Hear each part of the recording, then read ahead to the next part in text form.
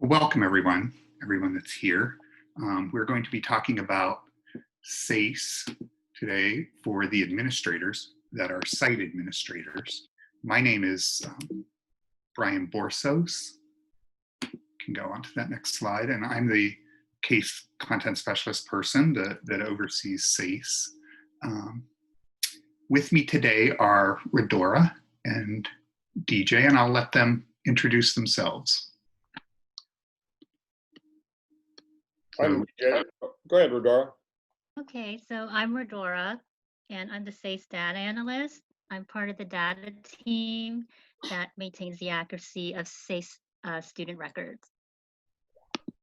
I'm DJ Ervin. I'm the senior statistician. For me, SEIS is mainly something I use for data purposes. My two colleagues are the ones that actually understand the ins and outs of entering data into the system and so forth. So I usually defer to them. We all work together as a team. We all work together. Okay, next slide here. We're including this using the toolbar while in Zoom, and obviously we're still working with that. I'm sure that everyone knows to mute themselves while they're here unless they have a question. And that's important because background noise can really interrupt things. If you choose to use your camera, that's great. We have the chat, and I encourage you to use that. And I'm going to encourage you to use it right now, actually. So that next slide is our opener.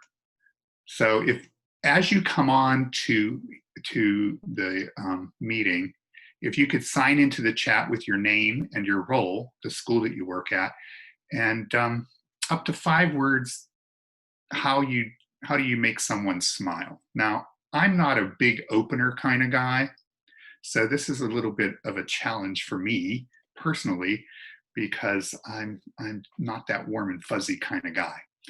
But if you could do that, that would be wonderful. And Brian, let's remind everybody that this is being recorded.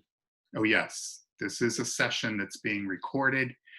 They've asked us to record so that those people who could not make it here today can access it at a later time.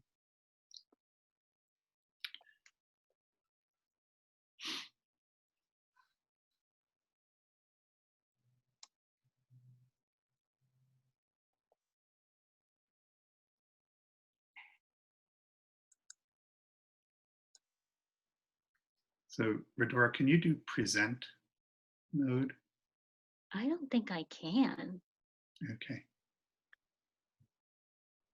Like, I don't see that toolbar.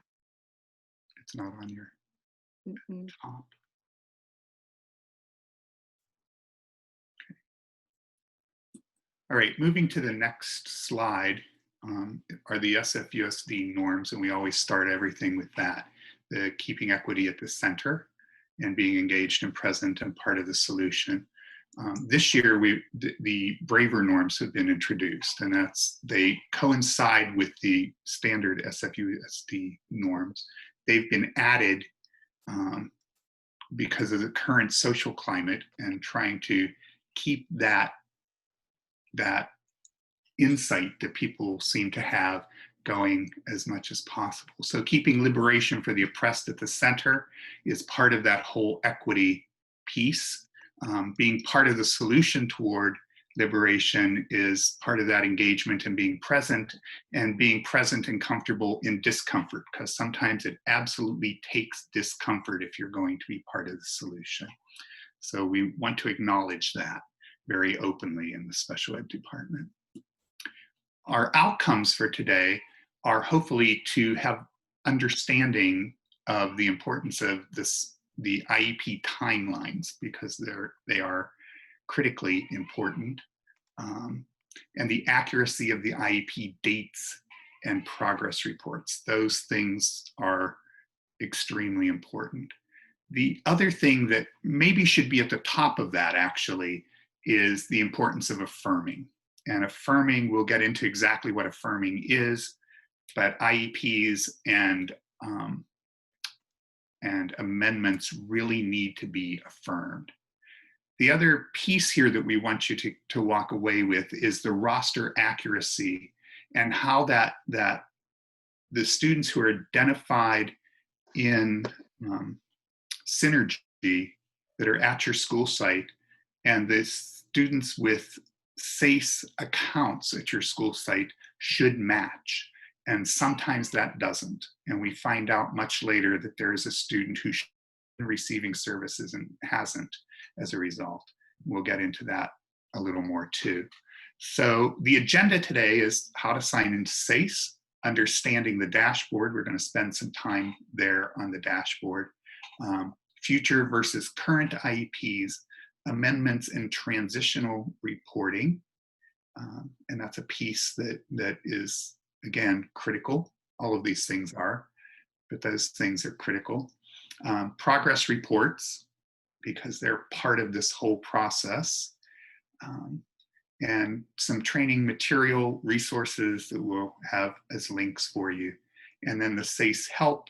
Part of me thinks that we're going to know what specifics we need to get to probably by like Tuesday or Wednesday, right? It'll be Tuesday afternoon and we're going to realize, oh my God. I lost the comment. Okay, there's a link here to some resources. The next slide, Rhodora. And if you click on that link, it will take you to those resources that are available for us, or for you guys to have access to, that will further let you see or direct you in what you're doing. And the next slide here, let's just go into this. So the email for SEIS Help is seishelp@sfusd.edu, but the sign into SEIS is beta.seis.org. You should have, anyone that has an account should have that information. There's also that resetting your password link if you forget it. It doesn't always work. But when you log in, this is the screen that you're going to see. You're going to put your username and password and click login like you always would for any other kind of online account. The SEIS dashboard is the first thing that you're going to see. And the dashboard includes some specific information that's important. When you see this dashboard, it will reflect the student population of your school site. So at the top is this SEIS news, and that's put out by SEIS, the folks in San Joaquin who own SEIS and created it. So that's bigger kinds of information about SEIS and the downloads that are current, keeping the documents up to date. The local news are the things that we put on here that are happening in San Francisco in SFUSD. One of the things that's probably the most useful to people is the translation link is there to get a translator or an interpreter for teachers, for IEP meetings, and for the documents being translated. So you're going to see that. You're also going to see these other things, the students and follow-up. You're going to see that for your school site. You're going to see meeting alerts, and the meeting alerts are pretty important and will help you to track things. So let's get into this a little bit here. Are there any questions on this so far?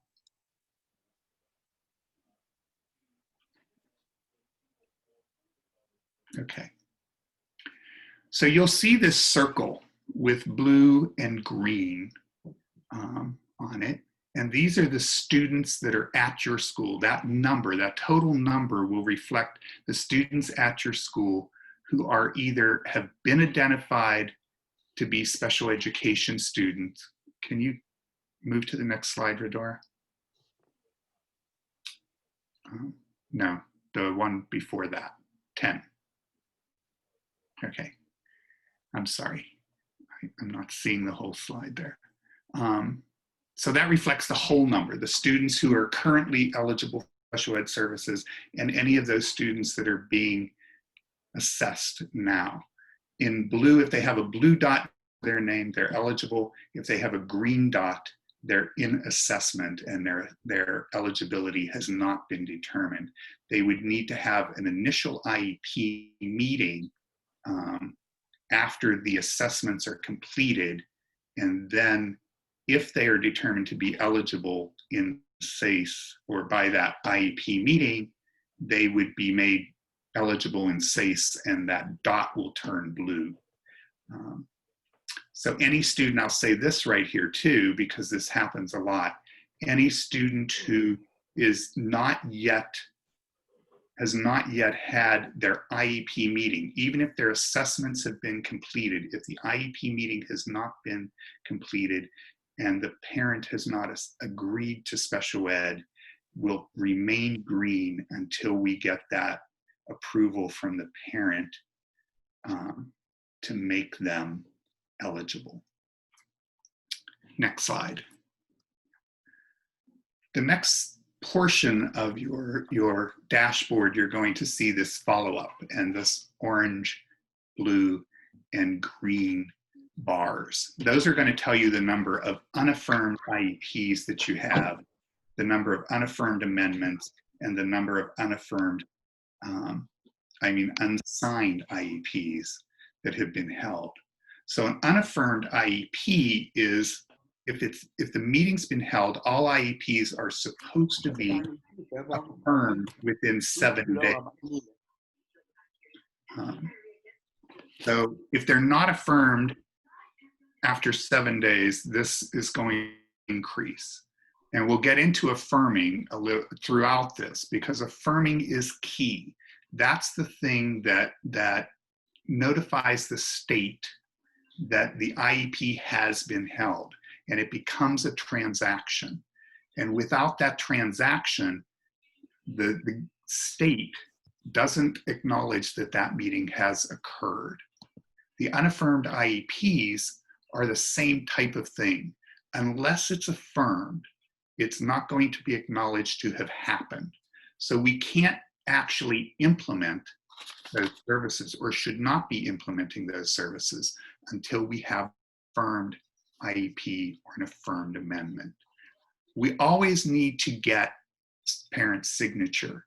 Sometimes it can be really challenging, but unsigned IEPs, there's always going to be a few, we know that, but we really need that information to be as current as possible, because the data then that we have to provide allocations and timelines is skewed when it's not affirmed. So the state doesn't accept it, and the data that we're working from is old data. If you have a student who is new to special ed, it's an initial IEP, or if you have a student whose services increase or decrease, that data in SEIS needs to be as current as possible, so we can ensure that the allocations for you are as accurate as possible to meet the needs of the students that you have. Next slide. Any questions there? Okay. Meeting alerts is another one that's really important. And this, again, these numbers on here are pretty high, but they're going to reflect your school site. So for large schools, these could be accurate. For a school that's a smaller school, obviously it's not going to, but it's going to reflect your school site. And meeting alerts are any annual review that's due within 30 days. You're going to see that number. And on this slide, it's 114 that are due within the next 30 days that are not overdue. The red shows that these are 107 IEPs that are overdue at that site. So if you click on that, it's going to tell you exactly, if you click on the number, the red number, it's going to tell you exactly which IEPs they are. Now, sometimes those meetings have been held, but the meeting has not been affirmed. The IEP has not been affirmed. It still shows as being not done. And we need to make sure that the IEPs are affirmed as quickly as possible so that they don't reflect not being done, and we can get all that data accurate. That's a 30-day timeline so that the teacher has the time to prep for that meeting, the parents have the time to get the meeting arranged, and it's a useful tool. The triennial ones are next, and that's a 75-day timeline, because with each triennial, every 3 years, we need to send out another assessment plan, and assessments need to be done. So we have to give time for that assessment plan to be sent out and to get it back signed. We can begin the assessment process for the triennials. And then we need to hold that meeting within that period of time so that we're current on that.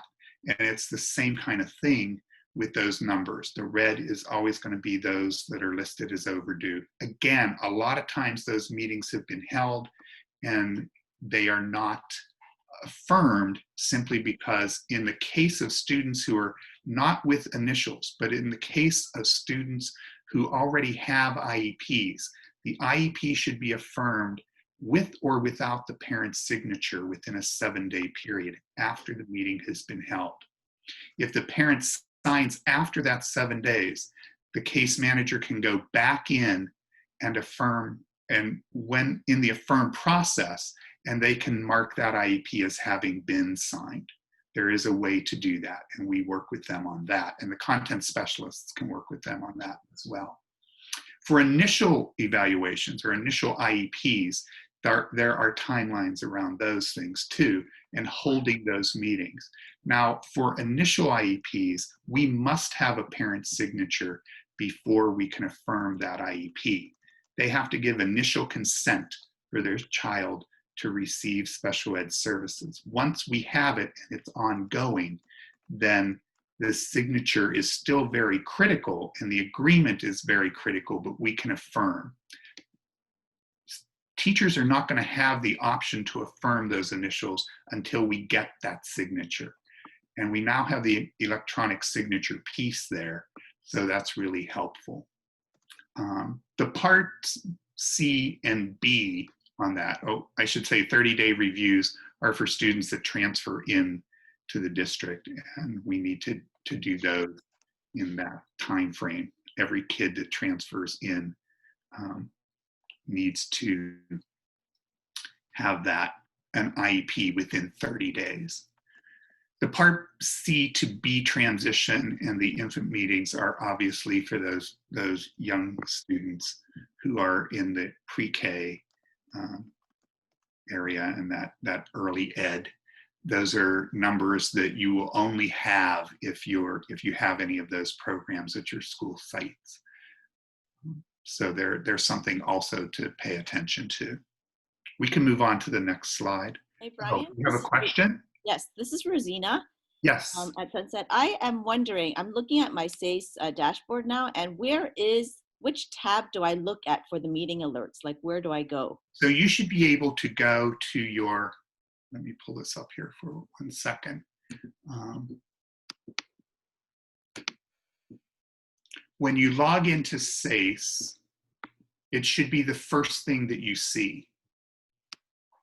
So if you should have that screen that's a dashboard, and at the top it should say SEIS News.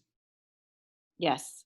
And then if you scroll down from that, you'll see the local news, teacher requests. Okay, I got it. These students and all that. It's your Yes. very first page. Got it. Thank you so much. You're welcome. Okay, so next slide, Rhodora.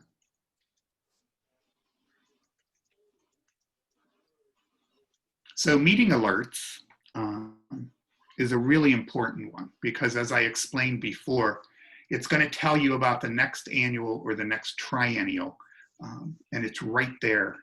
It makes it much easier to track those and to know who's overdue. Again, I said before, if you click on that number, the red number, it's going to take you to the list of students whose IEPs are overdue. That same list is going to continue to the ones that are coming up within the next 30 days, but it'll indicate the overdue ones with the dates being in red.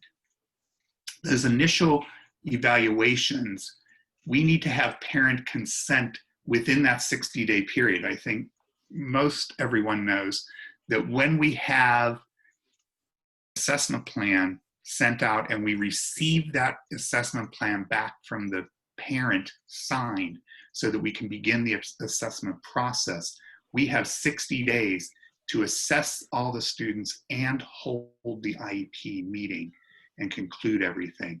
That has to happen within 60 calendar days.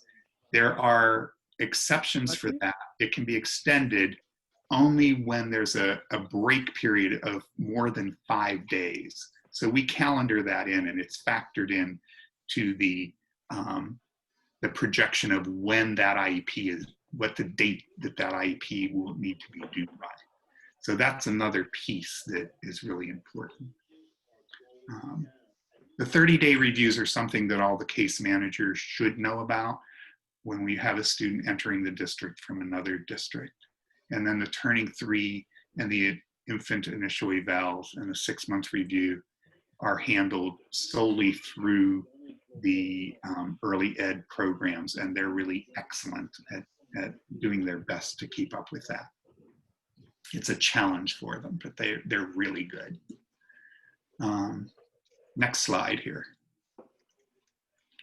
So when you go into SEIS, you will have an access students. If you click on at the top of your SEIS, you'll see a black toolbar.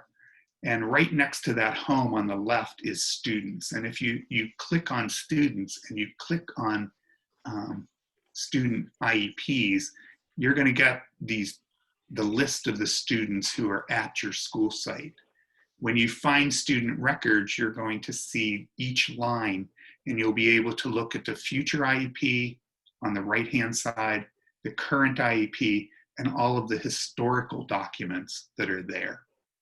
You'll be able to, on that black bar, set up searches, and we'll have some information for you on how to do searches in the coming weeks. You'll be able to run saved reports. You can look at the goal banks. They're available in there right now. And the reference materials in the documents library is our SEIS related stuff that we have in there. Those are the forms that we use. The Help Center is also really good because if you click on that Help Center, you'll be taken to some options for tools for administrators, and they have a lot of information there for administrators. That information is not necessarily specific to SFUSD, but it is accurate information about SEIS, how to use SEIS, what's included in SEIS. The differences for us are that interaction between Synergy and SEIS from San Francisco. So some of our pages look a little bit different because we customize those, but the bulk of the information there is also information that you can access and is very helpful. So DJ, I think you're up, if I'm remembering correctly. All right, I will share my screen. And so Rhodora, I think you can stop sharing, but keep your slide deck there. okay, there's a lot of good information on that homepage of SEIS, but once a month, I summarize everything and provide it to LEAD. Now, it's my understanding that LEAD has been distributing this to site administrators. If not, I'm sure I'm going to hear about it. But one way or the other, you need to get this information. And what I'm providing to LEAD is simply a summary of all it's the first week of each month. There'll be one coming out the first week of September. It's a summary of the number of overdue IEPs with percentages, unsigned IEPs, unaffirmed IEPs, unaffirmed amendments, and one thing we haven't talked about so far is students without a progress report this up to that point in the academic year. I would love to do a current progress report tabulation, but because schools are on different types of schedules, I found it's really cumbersome and difficult.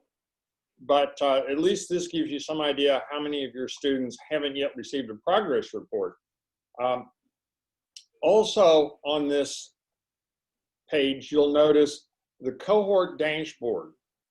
For each cohort, there is a separate dashboard, which is for all the schools in that cohort. And this is where you're going to see your information.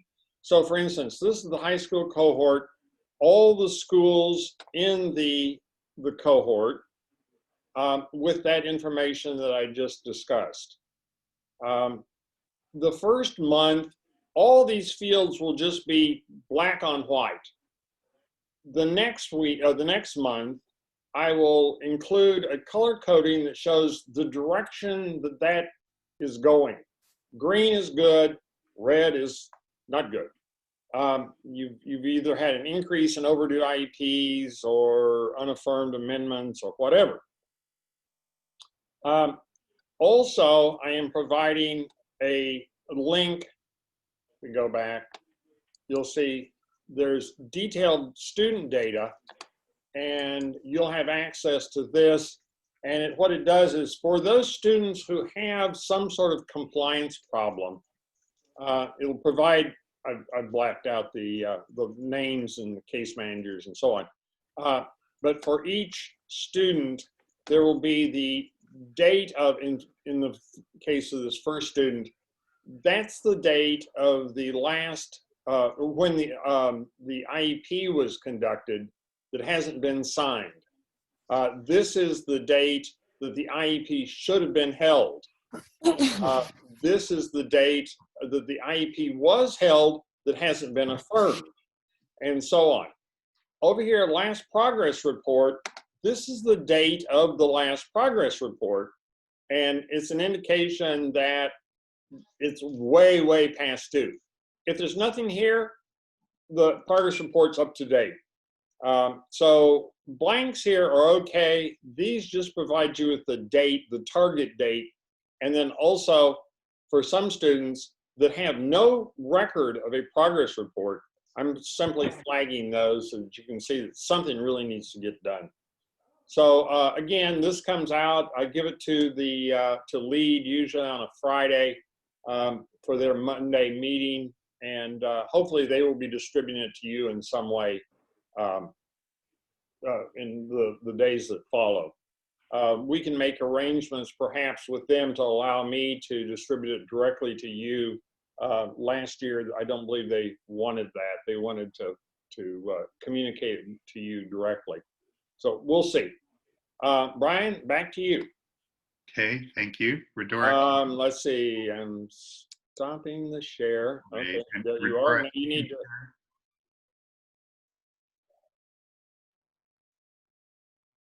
There we go.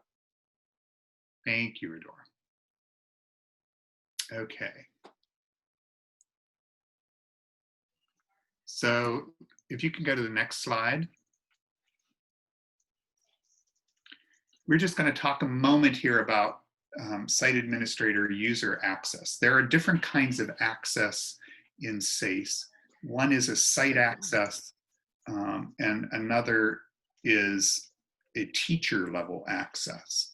So a site access gives you access to all of the students who are assigned to that school site that you have access to. We can add, if you are an administrator for a number of schools, we can give you access to all of those school sites. That will give you the ability to see every student's IEP and all of their information, including students who have been exited or transferred or on a planned 300, 700, 800, or 900. Those are assessments. So you'll be able to see that.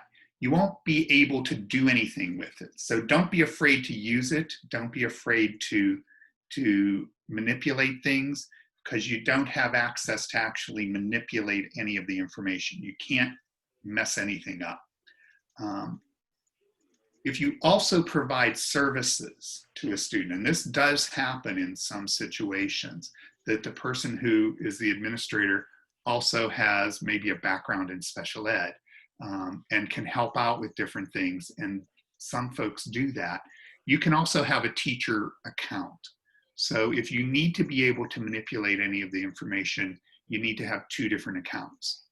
The other thing is comparing that Synergy roster to SEIS, and I touched on this earlier, but meeting with the special ed team or case managers and reviewing who in Synergy is identified as a SPED kid, whether it's an RSP pathway or an SDC pathway, and making sure that our SEIS roster, the information that the teachers have about who's on their roster in SEIS, matches what you see in Synergy is really critical.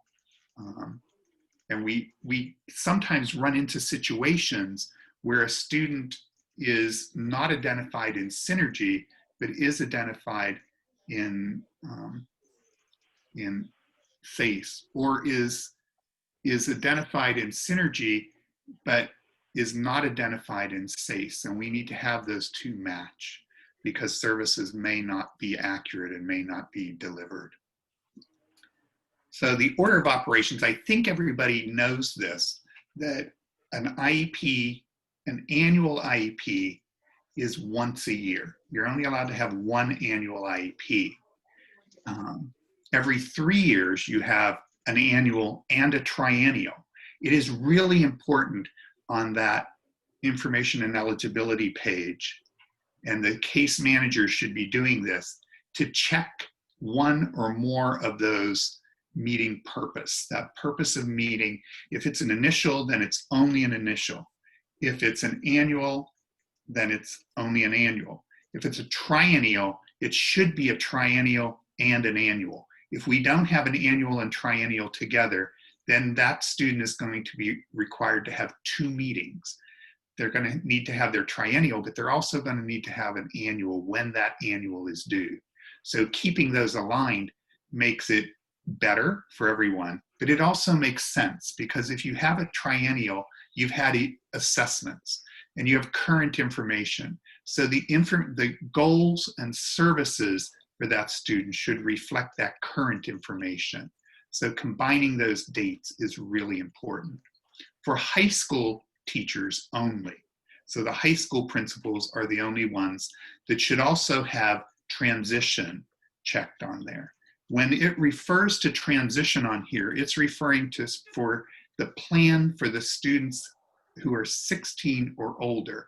They can be as young as 14. So we begin this in high school for those students, but it's talking about what are they going to do after they graduate? Are they going to go on to college? What are their goals for after graduation? And it develops that plan. It begins in 9th grade and it follows the student all through high school. So for the elementary and the middle schoolers, it would either be initial, annual, or triennial, or annual and triennial. But high school is going to also include transition for every annual and for every triennial. These others, pre-expulsion and interim, are things that we can get into another time. Our time is short. Next slide. When you have a current IEP, that's a meeting that has been, we can have 1 a year, and that's a meeting that has been affirmed and it's been acknowledged. We can no longer make changes to that document. So if we need to make changes for that student, we must have an amendment meeting. So changes could be anything. It could be if the parent is requesting a meeting, we'd have an amendment and we'd note that it's an other when we have that meeting. But if we're changing goals, let's say a student met a goal, or let's say a student midway through the year it's clear that they're not going to be able to meet a goal or a couple of goals that have been set. We really need to have an amendment meeting to talk about that and recalibrate those goals things change throughout the year, and we may plan as well as possible, but there are circumstances, and given our current situation especially, there are a lot of circumstances that require changes. So an amendment must be held. To hold an amendment meeting, the case manager must open an amendment in the current IEP. When they go and click on that current IEP, they're going to be given the option of adding an amendment. And it's imperative that they do it from the current IEP, because it's going then to align with that IEP, and those changes are going to be directly related to the current IEP. If they do it in the future, it will become, and usually when you're doing an amendment, you're just doing a couple of different pages. You may be changing a goal, you may be changing some services, you should be adding some notes, okay? So if you're doing that, and in the future, and then it's affirmed, those couple of pages will become the current IEP, and then we're going to have tons of errors and tons of problems with that, because we're not going to meet the requirements of an annual IEP. So always, the message here is amendments must be done using from the current IEP. Next slide. Before affirming an IEP, we need to double check and make sure that the details are there to avoid any unnecessary amendments. And sometimes there can be things that are just dates, checking dates, things that are just typos, anything. But we have a Jamboard, and if you click on that Jamboard link, you'll be able to add some thoughts that you have about what those last minute checks should be before an IEP, an annual and triennial, or an initial should be, to make sure that there are not errors in that IEP as much as possible. So if you're thinking in terms of dates, if you're thinking in terms of details and accuracy, think that way. And if you could add some comments there, that would be great. I'll give you a couple minutes for that.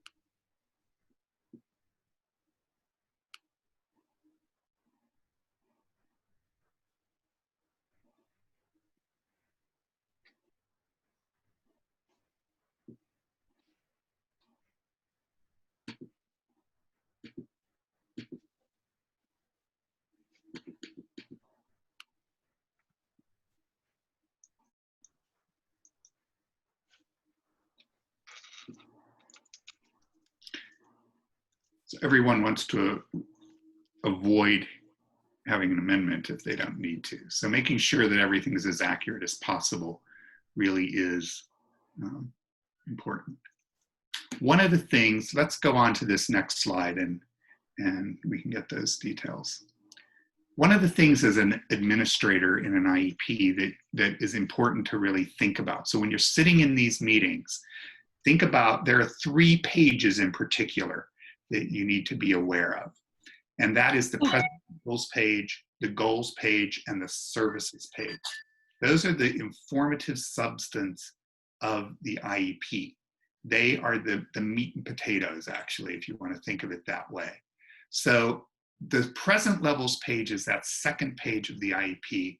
And we need to make sure that that present levels page talks about the present levels, what that student can do now, and what their current level of academic, social, communication, behavioral, all of those areas need to be current. We shouldn't see information from past years in there. We need to be talking about now. That's really important because the present levels are what become the baselines for the goals. So the goals pages and the present levels page should directly align.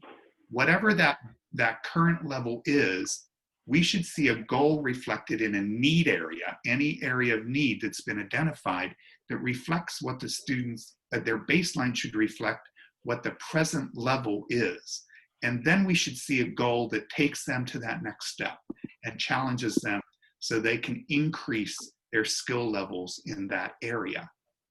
Then that information, when the goals are all done and agreed to, translates into how are we going to do that? What are the services that we need to provide so that those goals can be implemented and that student can make progress to the next level of functioning? That's the important piece. When we have that in order, the state looks at that as educational benefit. We are required to provide the students with the opportunity to have educational benefit.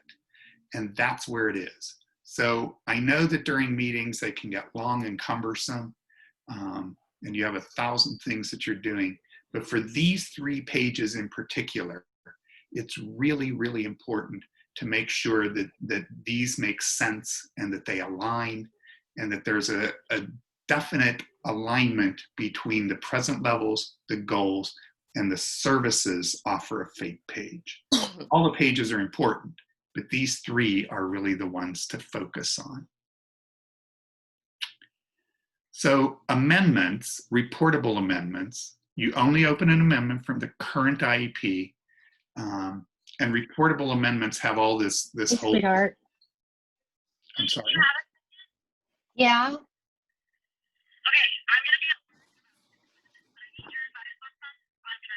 Mute.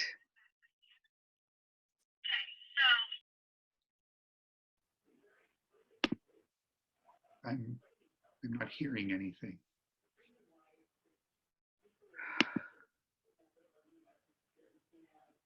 Okay, move on here.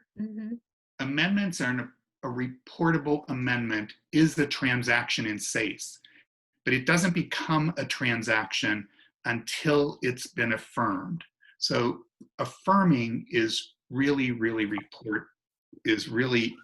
reporting transaction in SEIS. So if we go to the next slide, we have to see the transactions affirming, the initial, the annual, triennial. When a student is exited from SEIS, that's very important. If a student doesn't qualify for SEIS, for special ed, we need to make sure that that gets done correctly, and that's something that the case manager is going to do for us. When student plan type is changed, 300 means that they're going to have an IEP. And when specific fields in an amendment are updated, that's that transactional reporting, which really for your purposes and the case manager's purposes means affirming. So when you hear transactional reporting, it's really affirming. That's where the data goes to the Department of Education, the California Department of Ed, and the federal government through CalPADS. And we need to have that as current and as accurate because our funding comes through that mechanism. So it's imperative for case managers to affirm IEPs and amendments as soon as the meetings are completed and submit any of those change requests to us so we can complete the stuff on our end. And that's going to report the data. Now, when this data gets reported, if there are errors, we maybe have to go back and make some corrections to those errors. But the affirming is imperative. We do not need a parent's signature on an annual or a triennial to affirm that that meeting has been held. And we have a huge number of overdue IEPs, but they're IEPs that have been held. So when they're held and the parent didn't sign, we still need to affirm. The only time we can't do that is if it's an initial IEP. Otherwise, all IEPs should be affirmed. Okay? Progress reporting is another part of this whole thing that's a requirement. And on your screen, when you go to your list of students, if you scroll as far right as you can, you're going to see progress reports for those students, and you're going to be able to see individually for each of those students. We also can do reports for your whole school site, and we've had some folks who have asked that for those, and we're going to give them. Rosina, you have a question, I hear? Yeah, I just wanted to ask, is it like right after an IEP meeting is over, other than an initial IEP, any IEP, whether the parent signs or not, we can affirm the meeting right away? You can affirm if everything's in order and there are no errors in that IEP. If the parent, we'd like to give a little leeway so that the parent has the opportunity to sign. But if let's say you get a parent who signs and is, they sign at the IEP, there's no reason to not affirm it. We should affirm it immediately then. We do have that electronic signature. That's something in SEIS that's now available because of and I would tell you all to use that. I know that there's been some questions from some administrators about, some getting their school site to have an electronic signature process, but it's in SEIS and it's available. We pay for that centrally when you use that. So there's a cost, but we really encourage everyone to use it because it's absolutely a good tool. Affirming the meeting means that the meeting occurred. That's the way it gets reported to the state and the feds that the meeting occurred. Yes. Okay, thank you. Until it's affirmed, they don't acknowledge that that meeting ever happened. So Got it. it's really important. That's our theme this year, is affirming. Progress notes are the same way. Progress notes also have to be affirmed. So when the teachers do them, they need to be reminded to affirm those progress, because that doesn't always happen. Do we have another question? Okay. Let's go to the next slide here.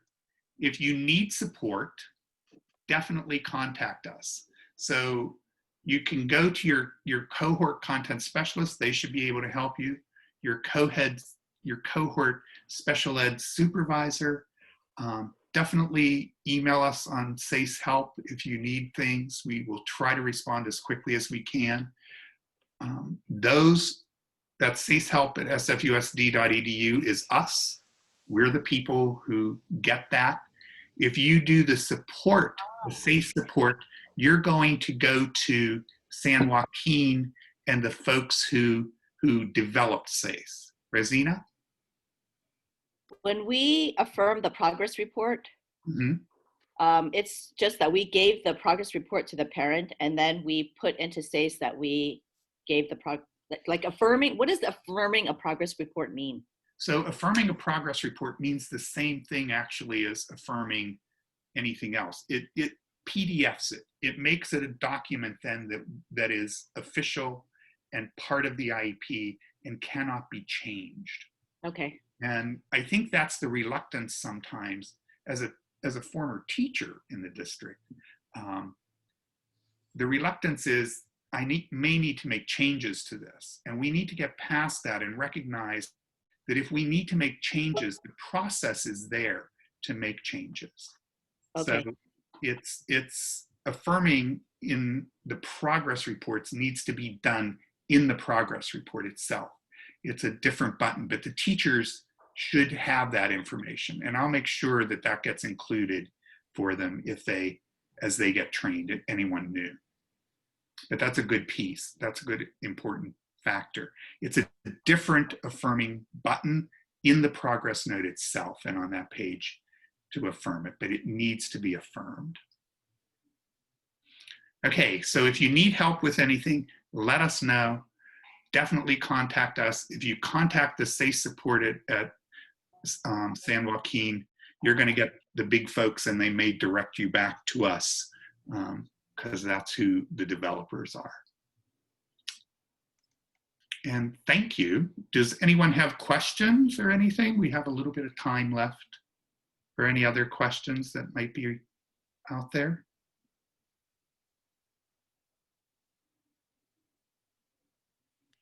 somebody brought it up. This is Maria, and I think it's a good question Mhm. because we are talking about the electronical signature now. Yes. Will there be training? And I had to find out through using it and kind of error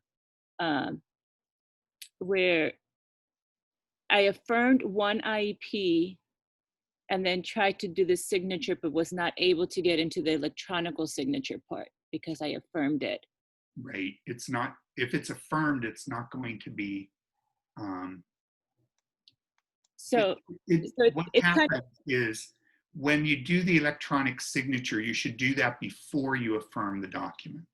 So I think that brings my point to kind of what another colleague stated was, is there going to be training? Because I So, had to find out through the hard way, like affirming and then trying to send the e-signature. So now it's like, I can't have that e-signature for this IEP. right, that's right. So we sent out, this came out, the e-signature thing came out right at the end of the year last year. And we sent out through the classroom, the SEIS support classroom that was created for everyone. A one-page document about how to use the e-signature. We can resend all of that information. We also sent the information within that classroom, all this information is there, of how to have the IEP sent centrally, the actual hard copy to families so you can get a physical signature and we can get it back and upload it for you. So all of that information is in the special ed support classroom that was developed after, the one big one that was developed after the stay-at-home order came into effect. But it's all there. And I can resend all of that out to everyone and make sure that they get it. But there is a slide deck and information on how to do all of that.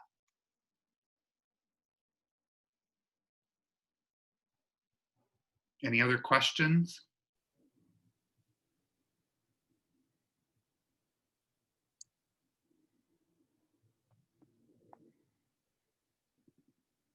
We have 2 more minutes here.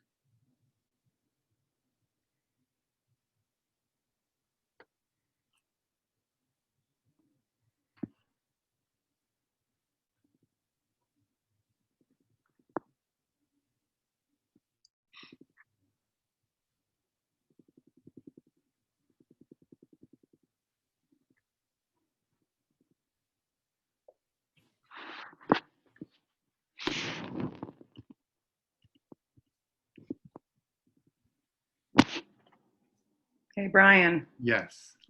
Hi, it's Hi. B. Hi. So I have this might be a little specific, and I know I've talked to DJ in the past about it, but have we figured out yet how to specify what private or parochial school a student who qualifies is attending? On SEIS, is there a place where we can specify the private or parochial school? If we have the names of the private and parochial schools, I'll have to talk to DJ about this. Yes, to answer your question, yes, there is a field for the private parochial schools. And is that something new? Is that new, DJ? It's not new. It just hasn't been used as systematically as I would like. Yes. But it is there. We have the names of the schools listed, DJ? No, unfortunately, it's an open. No, you just type it in, and so we have Saint this and Saint that, and it's ST period and SAINT, and it's all over the place. Okay. But it is a field, and I'm drawing a blank as to where it is. I'm hunting right now as we talk. Okay. Let's see if I can pull this off. Let us be able to direct you to that, B. Okay. And I'll get back to you on that so we can make sure you have the information you need. Yeah, thanks. Hi, this is Rosina. Yeah. DJ, Hi, Rosina. Hi, B. I was wondering if DJ, you know the data that you provide monthly, can you put that on the data disk so that it's great when the lead sends it over to us, but it'd be really awesome to have it in a centralized place so that we're not looking through our emails or searching in Google Classroom, you know. Sure, I'll be glad to. Okay, thank you. You betcha. Thanks, everyone. Thank you. Thanks, everyone. Any last questions or concerns?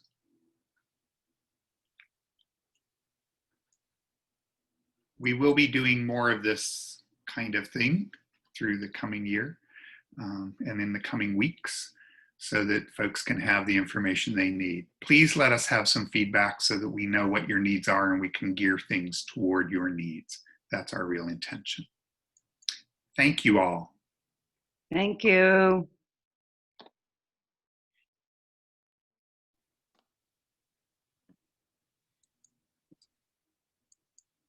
Okay.